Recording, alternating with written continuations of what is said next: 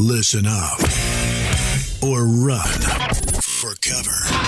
Dropping knowledge from the people who have it to the people who need it. The real Bradley is dropping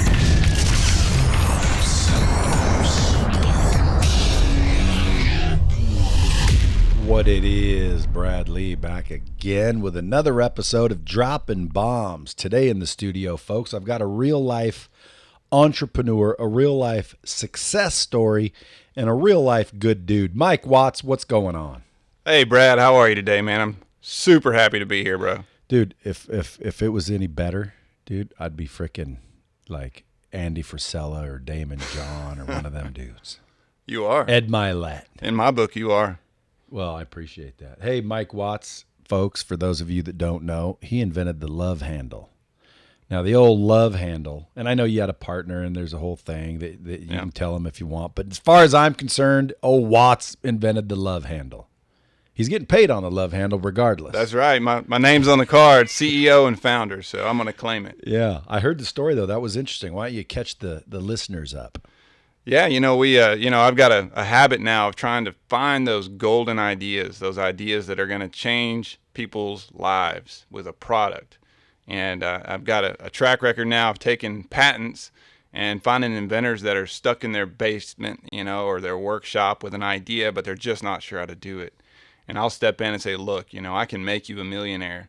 Let me take over your idea. I know how to get it to market. I know how to build a brand, how to build a following, how to do the manufacturing and the distribution and all those things to make give you the opportunity to get back in the workshop and keep inventing. Because I think a lot of people, either you're an inventor or you're a marketer or maybe you're something else, but it's hard to find somebody that crosses over. So keep people in their strengths. We create partnerships that add value, I think, to the product and give it life.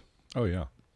And folks, the product, Lovehandle, listen, if you guys don't have a Lovehandle, which is basically a little freaking device that straps to the back of your phones to give you unbelievable support and maneuverability and freaking, it's, dude, I'd rather have the Lovehandle than the phone. Yeah. Sometimes, when I get a new phone and there's no Lovehandle on it, it doesn't feel right. Everybody, where do they go get a Lovehandle? So right now, it's online only. We've been really where focused. Is it? Tell them LoveHandle.com. That's the Folks, place. go to LoveHandle.com. Just make sure if you order any Lovehandles, make sure you do hashtag Bomb Squad so homeboy knows we got some strength up in here. Yeah. We got some power up in this Bomb Squad. You can tell you what, you guys, you use coupon code Bradley, and we'll hook your listeners up with 10% off. Whatever you want, guys. There you go. 10%. Appreciate you. Yeah. That's always good. Yeah. The Bomb Squad don't need no damn discounts, though. Well, okay. They'll take them. They can just order more. What is that, like 20 cents off? Yeah, give or take. But maybe if you order a 10,000 for your brand. Oh, yeah. Right? If you're ordering volume, kids, you better enter in the old code. Better use the code. Yeah. Because when you go if you guys see what these are and you want to give them out, they're the best swag thing you can give out because people love them. Dude, I give them out here all the time when people leave. I get calls. Hey, you got a few more of those things? And then I don't get calls. And I'm calling them. I'm like, you want me to send a few more of those things? Guess what they say? Yes. No, they say, no, thanks. I'm like, what are you talking about? You know what they say? We got our own. Yeah. They already dude, now I go to their office. They're handing them out. I'm like, you dick. Those are supposed to be mine. They took your logo off the back of their phone. They put their logo on No, they there. called you and fucking got their own running. Yeah, that's right. And the Bomb Squad, if you guys got companies and you want to give away shit people appreciate, dude, and these are cheap, dude. They're freaking giving away freaking cheap pens. Yeah. But anyway, so Mike Watts, but he's just not the dude that came out with Lovehandles. He's done it several times. He's earned a track record spotting winners and turning them into dinners. Now, the question is, have you ever thought you had a dinner when you really had a turd? I have, yeah. Fortunately, I got those early on. I took on products. In fact, how'd you recognize that they were turds? When they didn't sell. At what point in time did you give up? Because you always hear all these people in the world, never give up. Right. Well, no, I think if it's you never important. Gave up, you'd still be trying to sell some shit that don't sell. That's right. If you think that you're right all the time, then you're destined to fail. But if you're willing to take a risk and then sort of readjust That's the recipe for success. So you got to be able to move on it, sort of take the landscape. Got the That bomb. was a bomb. Yeah, we quit wearing the headphones, dude. Yeah. I kept seeing myself in the reflection, thinking, "Why do I have headphones just to hear the bomb?" Yeah. Well, Like, I'll just turn the earpiece. We heard it. I heard it. Yeah. Although my voice does sound magically better in the earphones. It does. I was listening to it on the way over here. It was like, damn, I sound like Barry. Now with no headphones, I just sound like regular. Just regular Brad. Yeah, I have to listen to the podcast now to hear the deep, sultry tones of the real Bradley. Oh man. I think all right. This is a new kind of show. I think we just opened a new chapter here, Brad. Hello, ladies. I know it's 2 a.m. right now. You might be lonely. You might be thinking about, hey, I wish my man treated me that way. I'm gonna And take I don't my blame jacket you. off. I don't blame you out here in Las Vegas, Nevada. Anyway, yeah, dude. So you've been through some trials and tribulations, man. You've got your face kicked in. So in the bomb squad, man, you got all kinds of business people. You have all kinds of people. So like, tell us some of the pain you went through. People seem to love pain. Yeah, I've had so many stories, but one that just jumps to mind. Pick your best one. All right.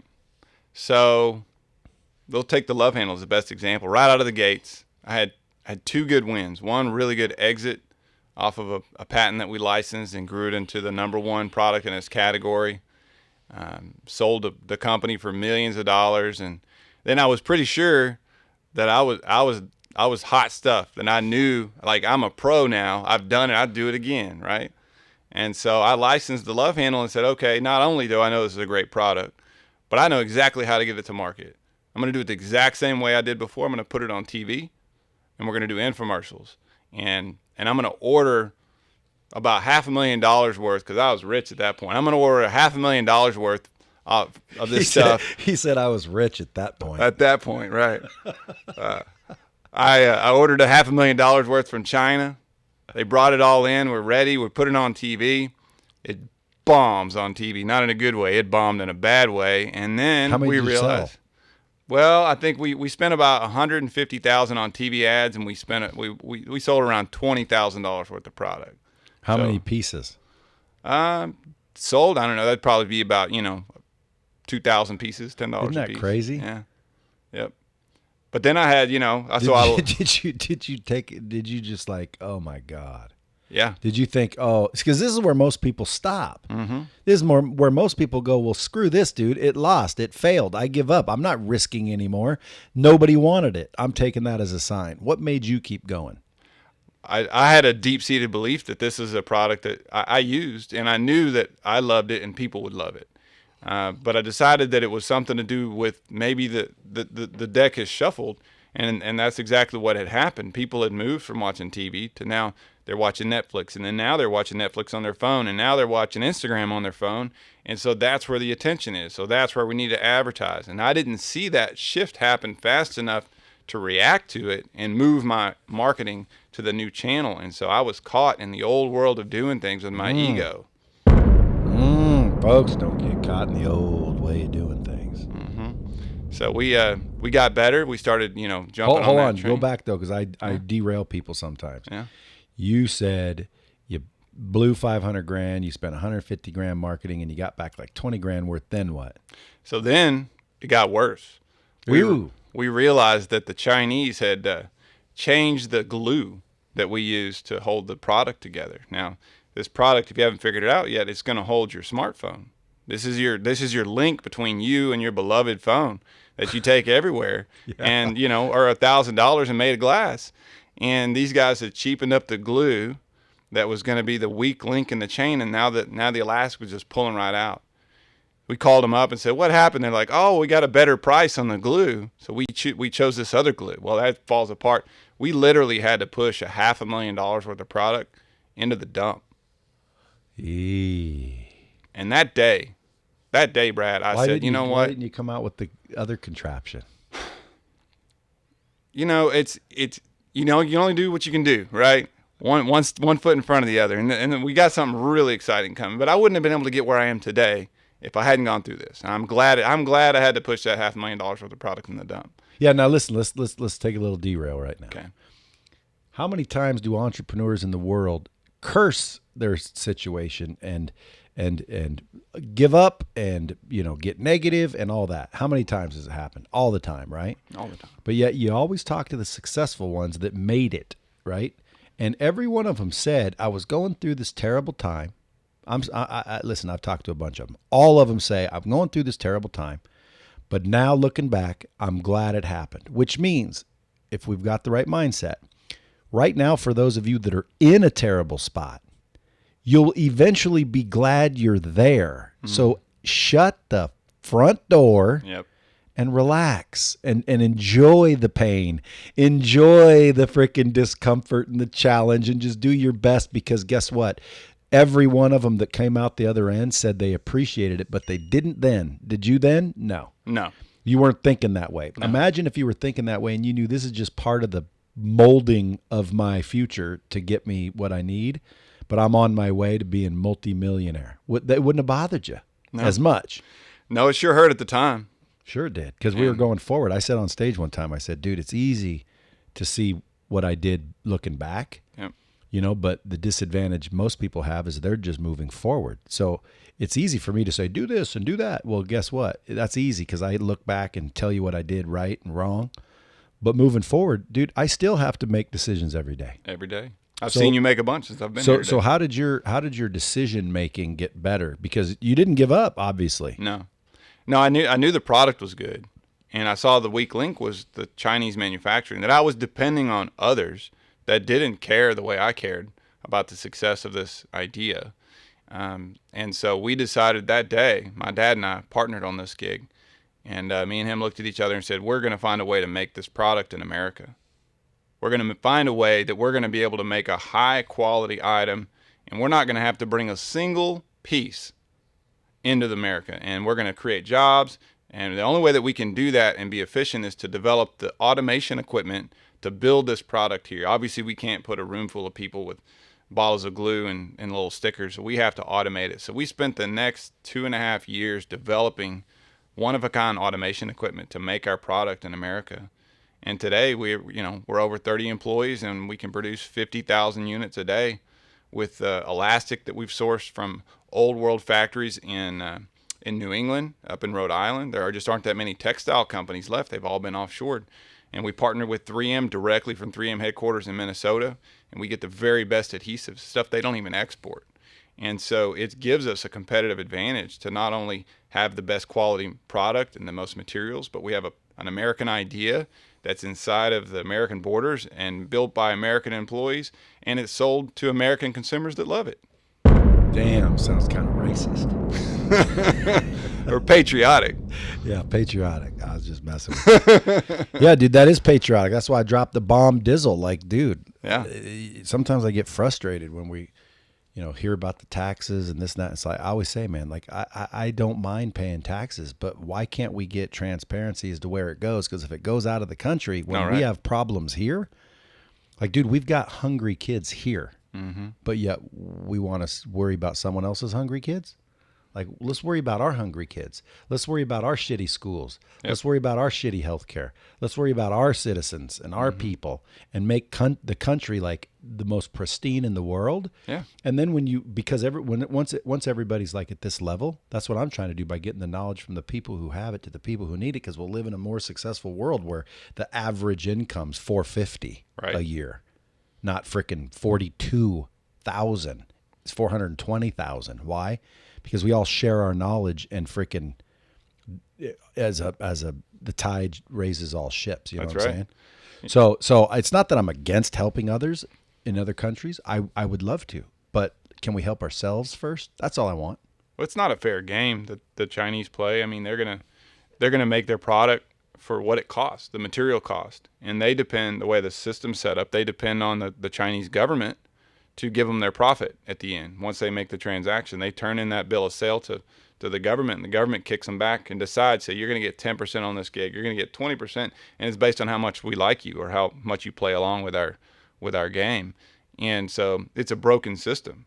And so it's naturally going to take us away from, creating American jobs, because nobody's going to make products and sell it for what it costs. So It's just it's a messed up system. And going through that journey again to be able to be where we're at today, to be able to supply coast to coast, even internationally with our product, with American workers doing the work, and it just makes me so proud.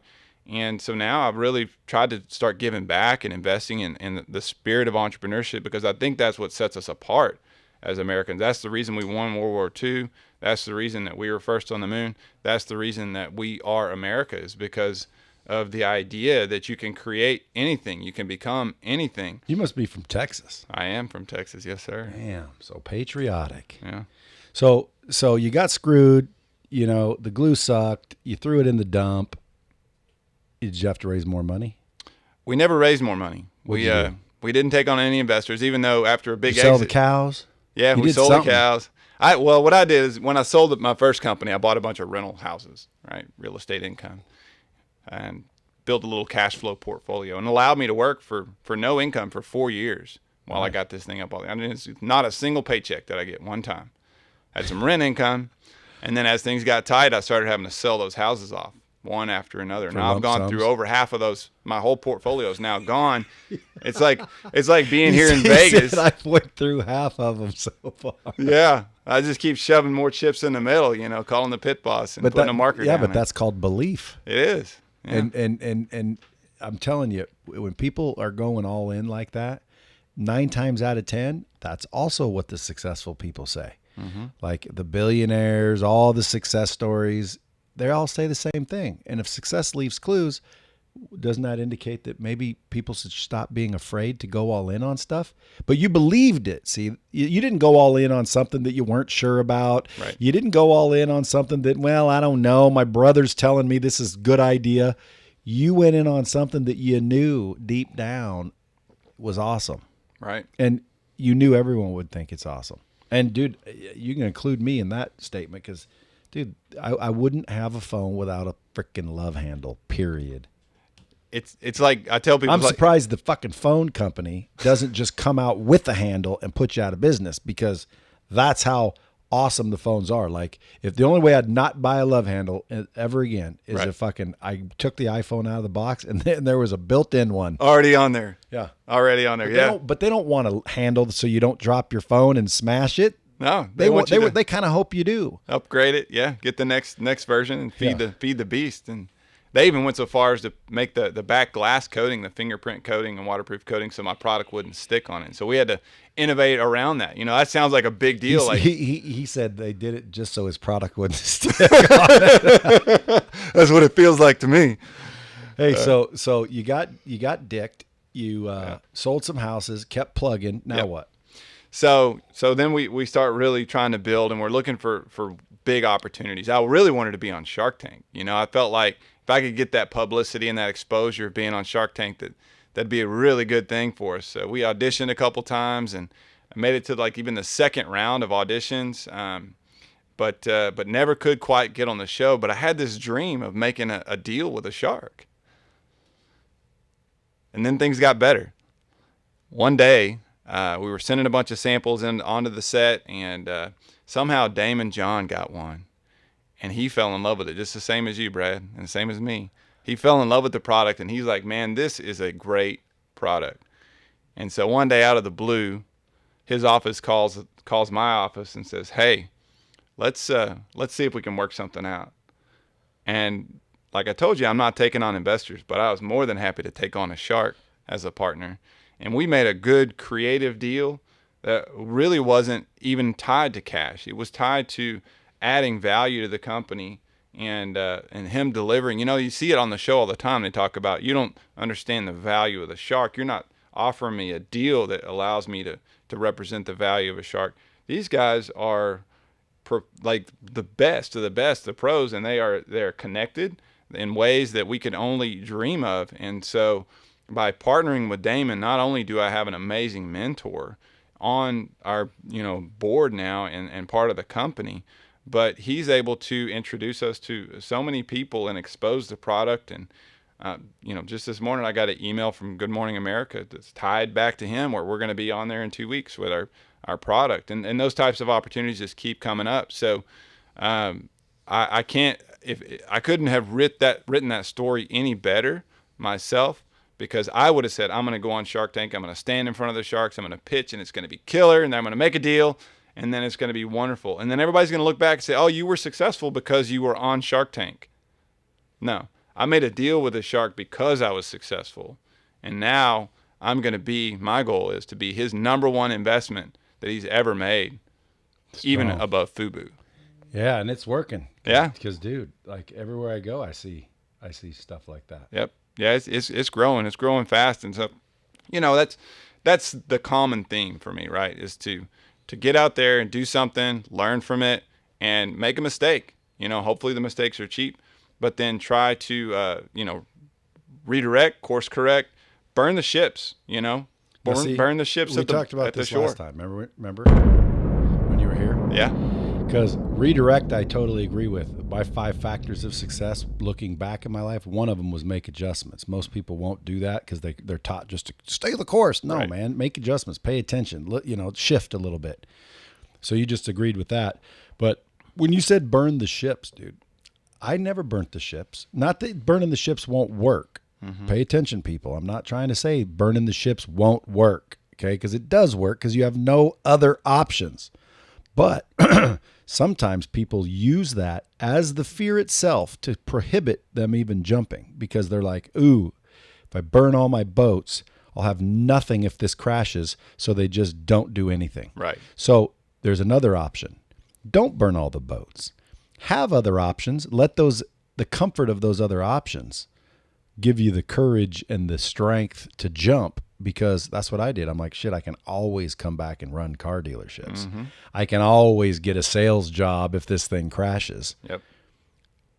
I even called around and said, hey, I'm about to go start my own deal here, and if anything crashes, I'm gonna hit you up. And got a few people going, shit, dude, I'll hire you anytime. I'm thinking, all right, I'm good. Because, dude, I had a job. Why was I afraid to let go of what I had to go after what I want if I didn't want what I had? Why are people afraid to try and get what they want, but they won't try because they're afraid of losing what they have, and what they have they don't want? Yep. So you're telling me you're going to be afraid to let go of what you don't want to go try and get what you do? How does that make any sense? Because you're going to end up with what you don't want. Exactly. That's my point. Like, don't people get that? Like, dude, you're holding on to something you apparently don't want, because if you want something else, you have to let go of what you want or what you don't want to get what you want. So a lot of times, like in relationships, a lot of dudes or girls in some cases will kind of tolerate the relationship for a little bit, but they're kind of open. They just haven't told the partner, or he hasn't told the girlfriend, and ultimately fades away until boom, they break up. When in reality, they broke up a long time ago. They just didn't say anything. Right. And that's why a lot of times it takes so long. If you get rid of the person in your life because you know they're not right, and you just cut it off, boom, rip the Band-Aid off. It's over. And now there's a void. The universe somehow fills that void quicker than if you have a girlfriend and you're looking around. It's not, number one, it's not ethical. It depends on your relationship. But number one, it's not really cool unless it's cool. And number two, I don't think it works that way. That's the same thing with cash, dude. I get rid of cash as soon as I get it, so it makes more cash, and then more cash replaces it. And I'm like, holy crap, let me get rid of this, because if I get rid of it, it'll create the void, and more will come. And dude, it just works. Yep, it'll keep coming. And I think in life, we're all growing up. We're given multiple choice answers, right? And we have to pick among these 4 options. This is the best one for me. Yeah. When in reality, life is not that. It's an essay. It's whatever you want to write out. And the more that we can instill that, especially in the younger people these days, that they can really write their own life script. Now, if you lived in a different country, well, maybe that wouldn't truly be possible for you. But you live in America. If you're listening to this podcast, you're probably in America. Dude, you are a damn patriot, aren't you? It ain't even possible outside this great country. It's really not. It's not. And it is too, dude. If it's I lived not in the Italy, way it is dude, here. it is a mindset. If I lived in Italy, I would be successful. Right. Well, you're going to pay more taxes. Now, along the way, barring probably. like third world nations where there's, tyranny and frickin' anarchy. And by the way, I would still thrive in that environment, because when there's tyranny and anarchy, you just have to know what side to be on and how to navigate the both sides. And then you find opportunity. Like, you're on the tyranny side. Well, you need to figure out how, like, these other people that you're, hurting don't want to be hurt. So you could create an enterprise where you come in, you let the ones that paid you go. Right. For yeah. an example. No, I believe you would find success. You find in opportunity any if I everywhere if you're looking. Yeah. It's true. It's definitely true. But I mean, not just America. America makes it easy. America rewards risk taking in a lot of ways, and I know that it probably is rewarded that way. America makes it easier. Yeah. Would you agree with that? Definitely. But it's easier, possible outside of America. It is possible. I don't mean to say that it's impossible. Dude, because I got people listening to me in New Zealand, Australia, South Africa, the UK. Like, dude, it's possible everywhere. So if you're listening to this in another country, don't listen to Mike. He's just a damn patriot. Get here as quick as you can, guys. Hey, and I'm a patriot too. I think, one time I think I was in Mexico for a little while, dude. And we were trying to find breakfast forever. And hardly any place was even open. And we were looking around 7:00. Now, this is in the city where the tourists aren't. Okay. Nothing was really open. The ones we did find open, they didn't have like bacon and eggs and pancakes. And I'm like, dude, I can't believe that we can't find bacon and eggs and pancakes and syrup and shit like that, like American breakfast. Right. So after a while, we ended up coming back, and we were just crossing the border from Mexico to San Diego, and there was a McDonald's. And I go in there, and the person walked up, and I'm like, first of all, thank you for being here and being open. Yeah. And then I'll take, the big stack or whatever they call that little Mac breakfast bullshit, and I'm like, thank you. Like, this is amazing. I got breakfast. Like, dude, it's unbelievable. Yep. How convenient America makes shit. Well, anymore there's more. Everything's at our fingertips. But that's also a freaking what's making us a little soft. Yeah. I mean, dude, I'm telling you, if you know that a hard life usually toughens people up, the old age question is, well, what do you do for your kids? You want to give them everything, make their life easy, when an easy life doesn't make you strong? It's hard to do. Or do you want to make it a little bit harder of a life on them so they get strong on their own? How do you do it? What do you do? Old Jordan Peterson has an opinion. He just got done seeing Jordan Peterson. He's one of my faves. You know who he is. Yeah. Anyway, so then what'd you do, dude?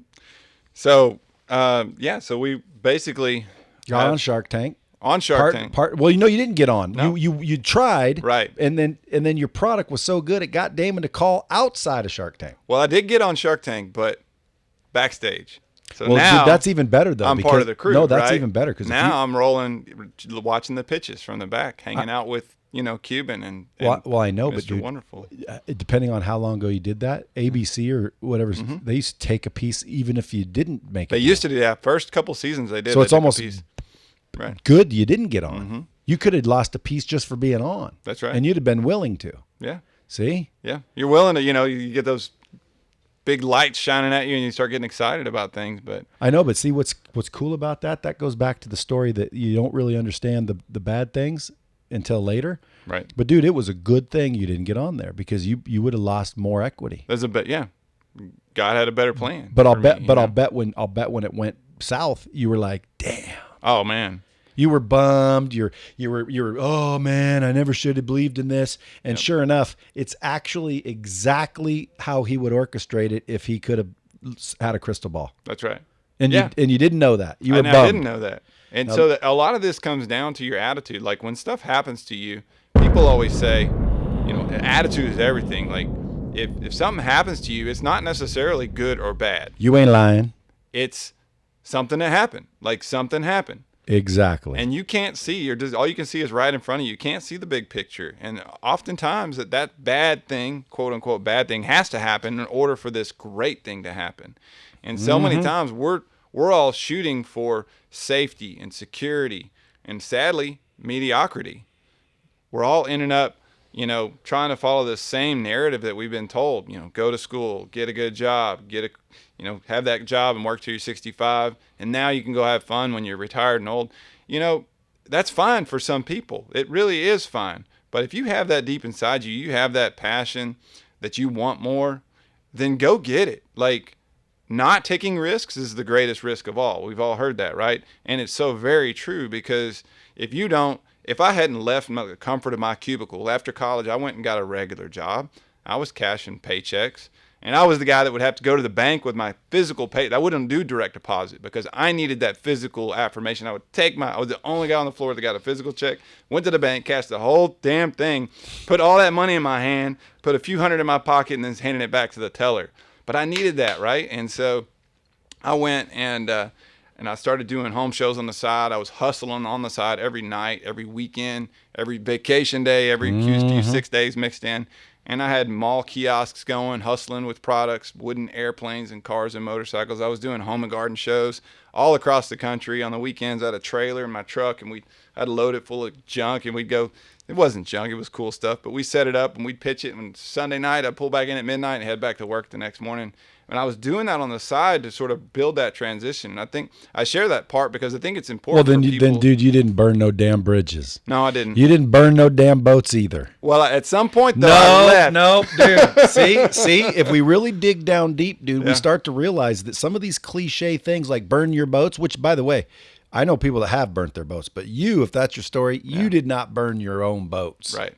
I built a new boat before. Exactly. You did what I did. You're like, here, let me stick my feet in the water when I can. That's right. Without risking what I got. Mm-hmm. And then you'll jump. Well, that's what I'm saying. Like, you can burn boats where there's nothing but moving forward, if that's what makes you have to do it.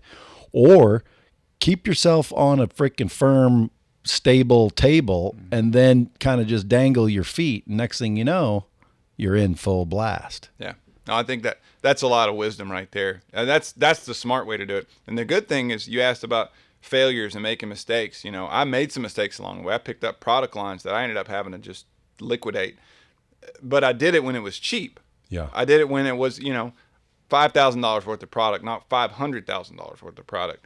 And so I learned my lessons about what makes a great product, so that when I spotted the Lovehandle, it took me 48 hours before I was on a plane to go meet the inventor and give him whatever he asked to get that product, because I knew that was that good and it was a life changer.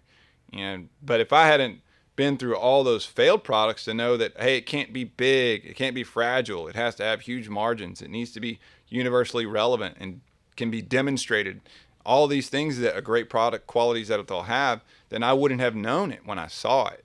And so, educating yourself about what you're looking for, try to figure out about what you're looking for, and, not being complacent and sitting where you're at. Like, just push the envelope, keep pushing the envelope and learn, take your lessons, take your lumps and keep moving. And then eventually you'll find when that little gap opens up, and then you can move hard and fast to it. And that has been my secret, I think, to success.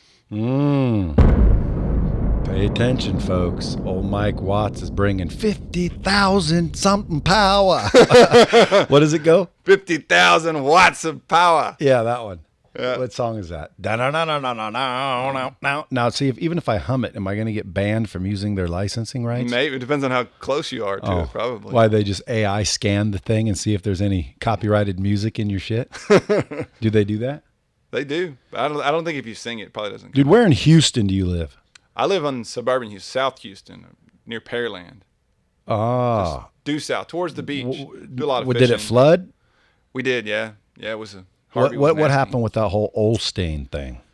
Joel? Yeah, apparently he didn't want to let no one use the church as a refuge. I didn't really hear about that, but that doesn't seem right. Dude, where were you? Did you have your earphones I was out rescuing. We were out rescuing people. Like, we were out, in our boats. Did you have the boats? Wading in. Yeah, we had boats. Dude, that would have been fun. I mean, yeah.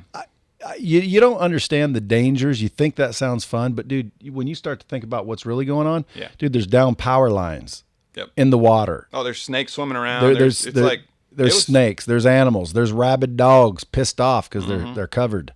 Like, it ain't just you wading around in a boat saying, "Come on, I'll help you." No, the whole world got it turned upside down. It's scary. Yeah, there was no good way to get around, and everybody is in, their life. Well, what is they now learn underwater. from that?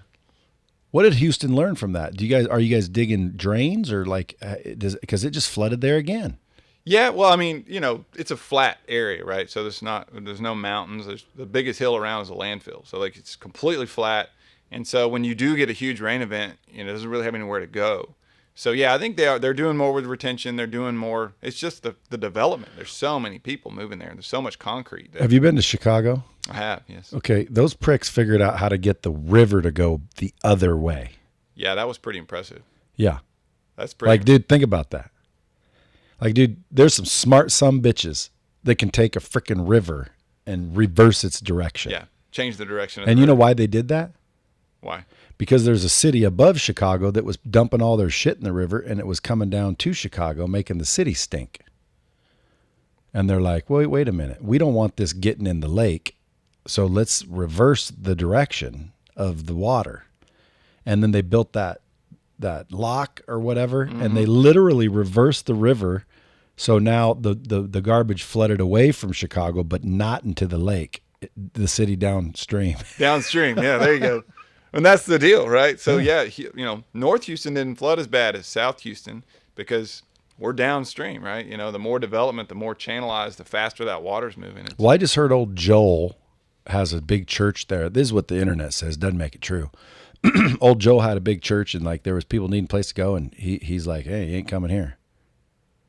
Yeah, I hadn't read that, but yeah, his church is in the old Rockets. But like in a case like that, guys, like open your doors. Yeah. Well, easy for you to say.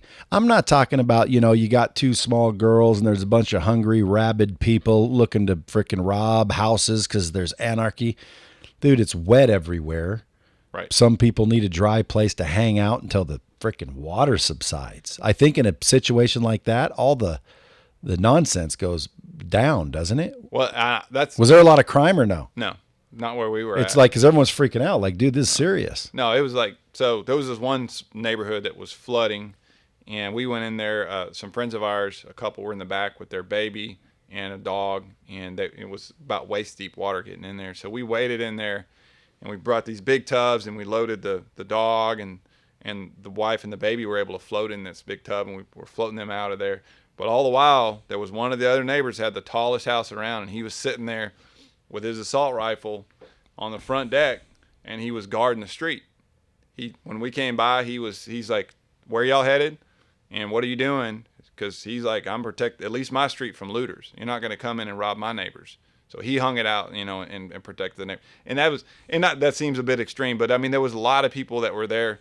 I think it was like 9/11. Like all of a sudden, racial and political and religious differences all went out of the way, and everybody was united, right, for the greater cause. And I think that's what happened in Houston. So it was good.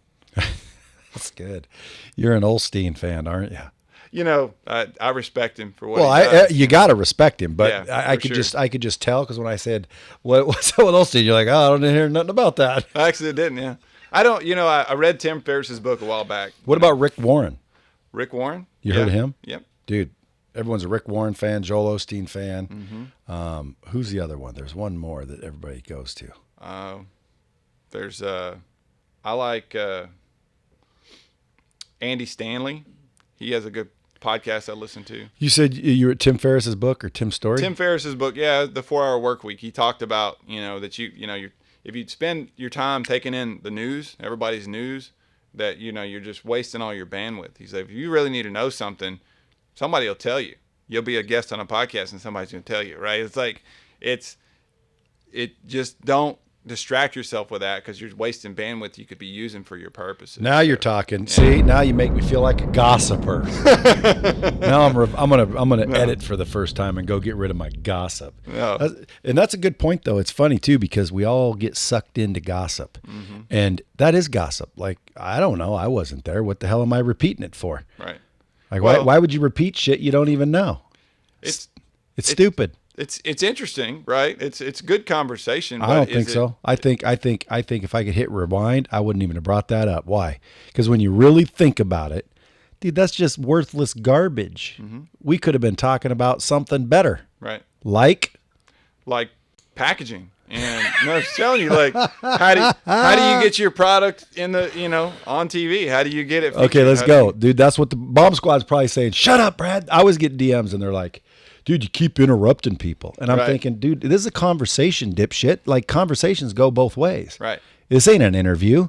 This ain't freaking, I got 12 questions and I want to hear every word of the answer. This is a two-way conversation, bitch. Let me jump in and say that I think there's people listening to this podcast right now that they want to one day see their idea on the shelf at Walmart, right? 100. Or at some store. But they're just not sure what to do. And I think that's where I help. I help people all the time that reach out to me. Well, bring it. So this is what you need to be doing, is looking for opportunities in the market. And just imagine, like, it's an evolving situation. And so just here, there's a great example. Here at the ASD show, I'm here in Vegas this week. There's a huge section for an emerging market that's all around cannabis and CBD and hemp and every single thing around there, right? Now, regardless what your opinions are about that, that is an emerging market. The deck is getting shuffled. The big conglomerates don't know what to do with it, and there's going to be new opportunities, accessories, products that make people that are into that make their life better. So how can you jump in and participate and add some sort of incremental value to that? There's all sorts of little inventions that people have now patented to store and grind and transport your, cannabis or whatever you've got. Or there's people that are, taking CBD and putting it in all sorts of different types of delivery systems. And they're creating brands around this. And it's that as you go through life, there will be these things that change. For me, the smartphone, right? So 10 years ago, not everybody had a smartphone. In fact, it was rude to even look at a phone while you were around somebody or across from dinner. But now it's as much a part of the daily interaction. It's probably more a part of our daily interaction than dealing with other humans. Like, that's just how we are, how we're evolving. So the more that you can take that change in the market and find a way to build a business around that, that's where the opportunities are going to be, because those old world businesses have already been run to ground in most cases. And that's why kids are like, well, what should I study in school? I'm like, I don't know. You just need to learn how to solve problems and take opportunities and go for it, right? That's Add true. value. Show me how you're adding value to somebody, because that's what the world pays you for. It's not products. It's not inventions. It's definitely not patents, because most of those aren't worth the paper they're written on. It's value. How are you bringing value to somebody, and they're going to compensate you for that. Just like Lightspeed, right? You guys are amplifying a platform where people can go learn and scale their efforts to educate and inspire their workforce or their team in some way through your platform, and you're adding value to them, and that's why they compensate you for it. It's the same thing with my product, the same thing with Apple. The value they're able to transmit through these devices into your life. And so find things that add value to the most number of people in the world that you can.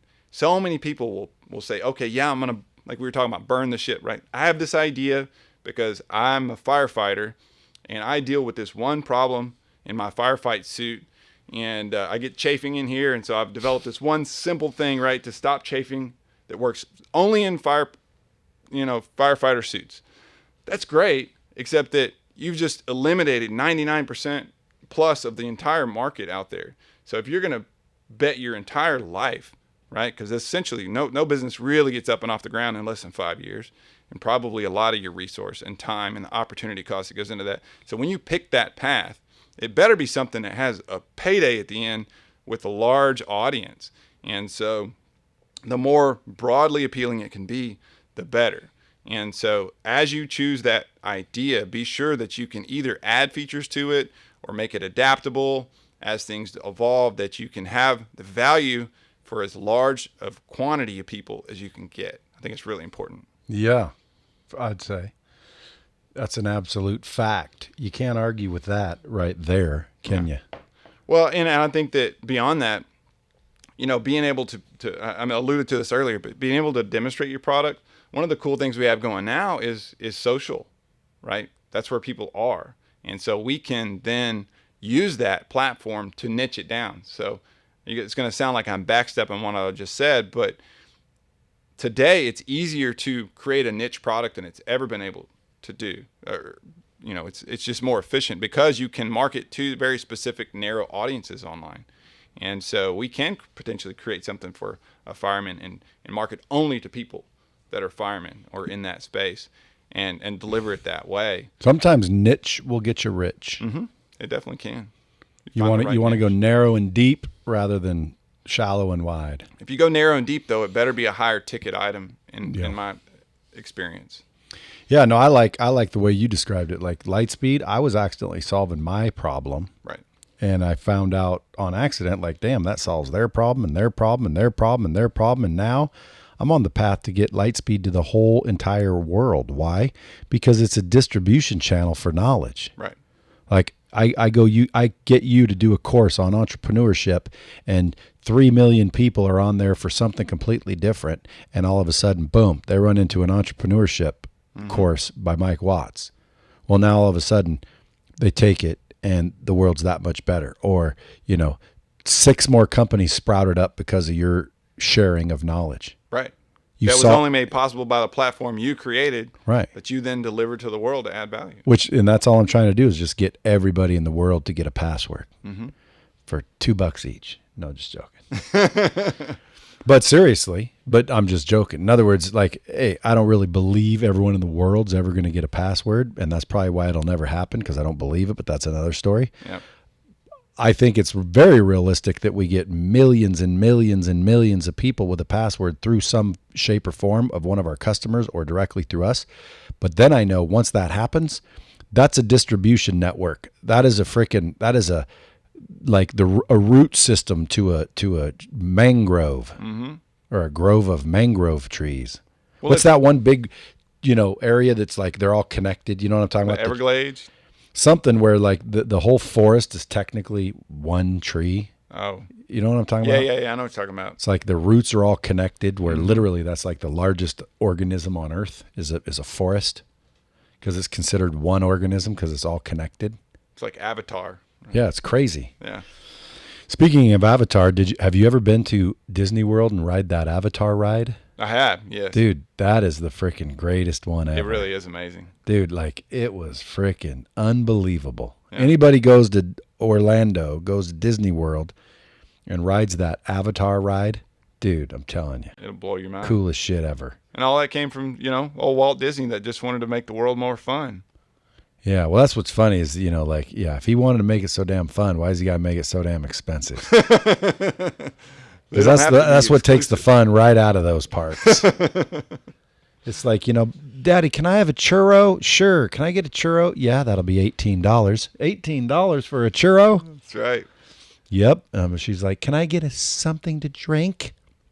No, honey. We got to go back to the hotel and get our bottle of water. That's right. Like, dude, you can only have a churro. You get to choose a churro or a snack. Yesterday here in Vegas, I saw what somebody paid. They bought 3 bottles of water. It was $18.50. Here? Yeah. I'll be damned. Yeah. When I moved here, dude, there was like 99-cent breakfasts. Yeah. And that's what they'd advertise. Like 99-cent steak dinner, 99-cent steak breakfast. They were everywhere. It was everywhere. Like you could get breakfast anywhere for $1.99. And now I'm driving by. I said to my wife the other day, I'm driving by and I saw a billboard that said steak and eggs, $10.99. And I'm thinking, that ain't a deal. Like, why? Like, dude, that's the billboard. Like, that's your best price, $10.99. That's the ad. Yeah, because who wants to advertise their second best price? No. Listen, folks, if you guys are selling something and you paid for advertising and people come in and they want you to do better than your ad price, teach your staff to say this. Folks, let me ask you a question. Do you know how expensive advertising is? And they'll say, yeah, because everybody knows advertising is pretty expensive. And then you say, now, if I were going to spend all that money to get you to come in here, why on earth would I advertise my second best price? That's right. Like, that doesn't make any sense. Doesn't make sense guys, all, that's my best price. That's why I advertised it. I wanted to get you here because look at the deal on this. And now you're asking for a discount. If there was any room to move, I would have advertised that price. That's right. Let's get this written up and get you out of here, huh? Right. And dude, they just quit talking about price instantly. Yeah. See, folks, there you go. Freebie. Dude, keep going, man. I could listen to you all day in your stories. Well, I appreciate it. You know, I Hey, think, there for a minute, I thought I was going to have to. well, no, I don't know, Brad. I tell you what. See, now we'll have haters going, "Gee, dude, now you're picking on your guest." Dude, I'm joking. We're friends, guys. Just so y'all know, we are friends. Come on and now. you know, and none of this would be possible. It's a great example. Sometimes I look around and I have to pinch myself because the types of experiences and doors that have opened, the fact that I'm friends with the one and only Brad Lee, with Daymond John, you know, and he takes me out here and we hanging out with Jamie Foxx and Mark Cuban, and it's none of that would have happened had I been taking the safe route, had I just, you know, settled. And there's a lot of people doing that. You listening right now, don't be freaking acting like that ain't you. Mm-hmm. I know people sitting in their trucks or their cars and they're listening to this, or they're on the treadmill and they're thinking, yeah, them dummies. Yeah. When it's the actual people saying that and thinking that when they look in the mirror and look deep, they're the same people we're talking about. And by the way, man, when the shoe fits, wear it, dude. I had to have a wake-up call a couple times. Yep. So this might be your wake-up call, because what he said is exactly right, dude. I'm handing in my resignation and they're trying to keep me, right? They give me a $30,000 raise to stay. I'm handing in my resignation for nearly $100,000 job. My wife's a stay-at-home mom. We have 3 kids. I just had our 3rd. See, didn't that piss you off though? Like, why didn't they just give you $30,000 before you were leaving? Right, exactly. If they're willing to, why not just go give it to them? They should have done it before. Not that I hadn't asked, but it wasn't until I had one foot out the door that they're like, "Oh, no, don't leave, please don't leave." And you know was just symptomatic of the whole situation. That's why you better treat your employees right, people. That's right. Yeah, because otherwise, all the good ones will leave, and they'll be left with. Well, I always expect them to. Right. Like eventually, dude, if you're doing it right, you're producing people that will leave. Yeah. And then they'll go get companies, and then they'll go help people, and then that's how it works. Yep. You just give them a path that they can frickin' launch their own thing from, mm-hmm. and you get the good ones to come through, help you, boom, launch them. Talk about a network, by the way. Wait till you're like 50, 60 years old like me, and you get to round up all the people you've helped along the way. And now, dude, it's hard to go backwards. Yeah. Like if everything crashed here, I could pick up the phone and probably get $5 million loaned to me, right, just to go out and build something new because everybody knows me. Well, you've added value to these people's lives, and it's not just through your products; it's through the company you're creating and the environment. But it's also, folks, you got to pay attention. It's also equity. It's also like sweat equity. It's also ethics. Like, people trust me. Yep. I don't know of anybody that knows me that don't trust me. Yeah. Like when I call anybody, big billionaire, freaking 500 million, whatever, like broke. When I call, they answer the phone. People always say, "Dude, can you call this person and that person?" I'm like, "Yeah." They're like, "Dude, you can just call them right now, FaceTime them." I'm like, "Well, yeah." They're like, "Do it." And I'm like, "No." And they're like, "Why not?" And I'm like, "Well, dude, that's why they'll take my call." Right. I don't just freaking fanboy out and sit there and, ask them for shit. It's like, dude, provide value. And that's your main focus. It's usually years later that you realize, oh, shit, we got a relationship, folks. Mm-hmm. And then those things start to reveal themselves. Well, that's what Daymond was a perfect example, right? So we signed a deal with him. You think I was calling him every day, asking him, how do I move here? Do I move there? No. In fact, I didn't ask him for anything for over a year. I just kept adding value back to him. Everything he was promoting, I would make love handles for and send them. You get Power of Broke, I'm sending you 1,000 Power of Broke love handles. Comes out with it, Daymond on Demand, I'm making him 1,000 love handles for promote Daymond on Demand. Just keep adding value back to him, and next thing you know, when I do need something, I call up, he answers right away, and he moves on it because I'm not draining him. I'm not spending all my time dragging him down. I'm trying to help him out. And I think it's really important. Well, not only that, because if you were, it would be there'd be something off. Right. He wouldn't take your calls, and every time you called, it'd be like, oh, now what? Right. Like, don't people get that? Yeah. You got to be at, yeah. I have had friends and family over the years, call, and every time they call, it's like, hey, I have a problem and you can help it. But they never call to say, how you doing? They never call to say, here, let me pay you back. They never call to say, hey, you need anything else? Can I help you? You moving? Like, how can I provide value? They just call when they need something. Mm-hmm. And I'm sure everybody right now is nodding their head because we've all got friends and family like that. Yep. And what do we do with them? Oh, well, you better just keep giving them money. I don't. No. I give them money for the first time, and then when they ask again and they haven't paid that back, it's okay to say, listen, because, dude, I'd love to help people when it's helping people. Right. But when you're enabling people to continue to be weak and selfish, you know what I'm saying? Mm-hmm. Because I think it's selfish to stay broke. Yeah. I mean, if you've got to live your life. I mean, each one of us, there's nobody getting out of this thing alive. Dude, what if every time I called you, man, I needed a favor? Yeah. Eventually, when your phone rang, you seen it was me. Yeah. Eventually, you don't answer. No, I just won't see it because I just block it. Dude, so like, folks, if you're sitting around listening, like, dude, write that one down, dude. Become a value. Mm-hmm. So when your phone number comes across someone else's phone, they're like, oh, boom. Yep.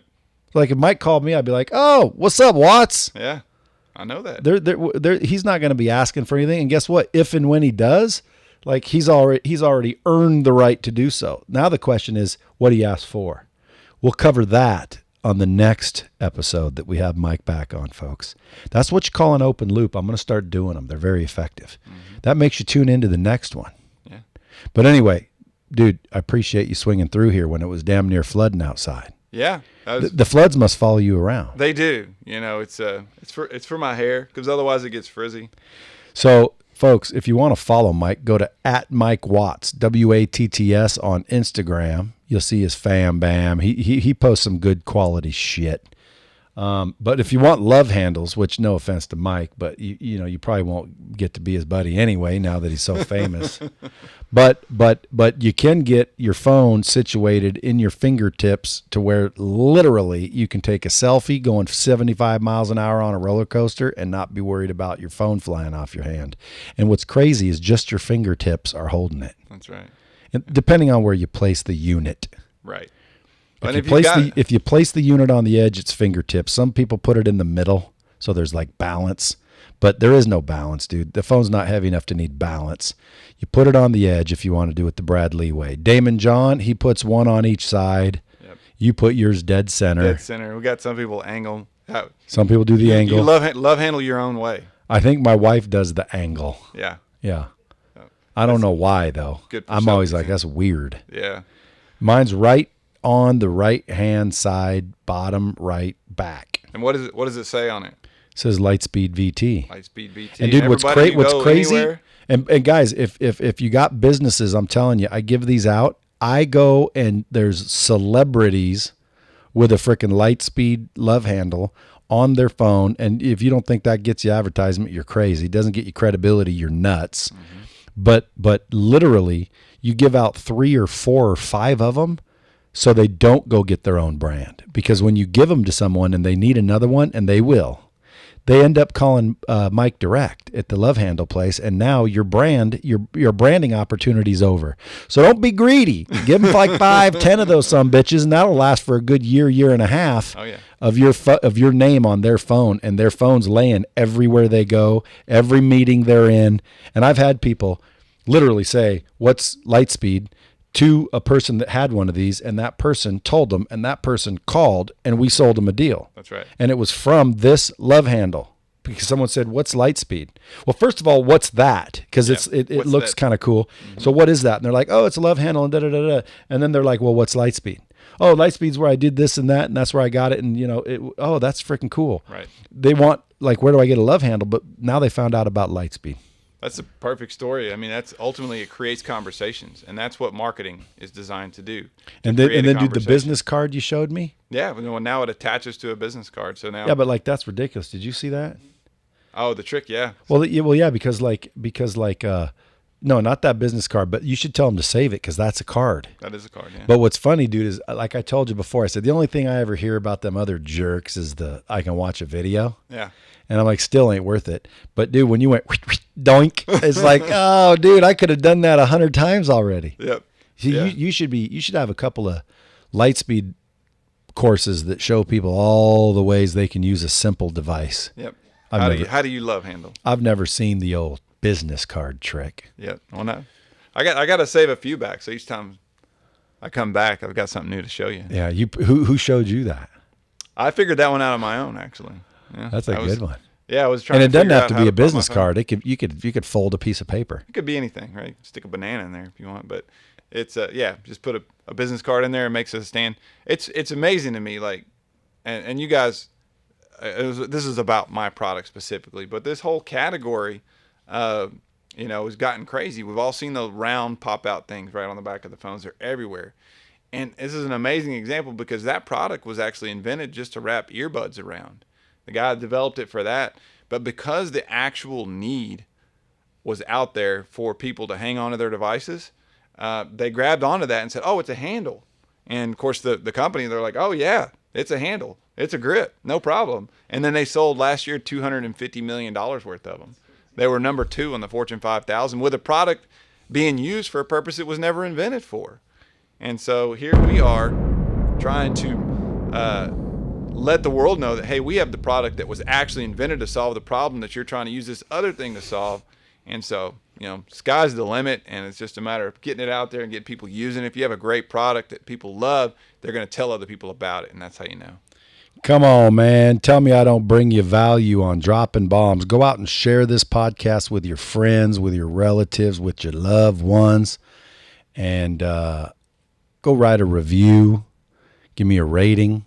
I don't know how you get pushed up in the ranks, but I'm sure that has something to do with it. Until next time, kids, appreciate you coming in, Mike. Thanks for having me. Awesome, man. You're a real pro, Brad.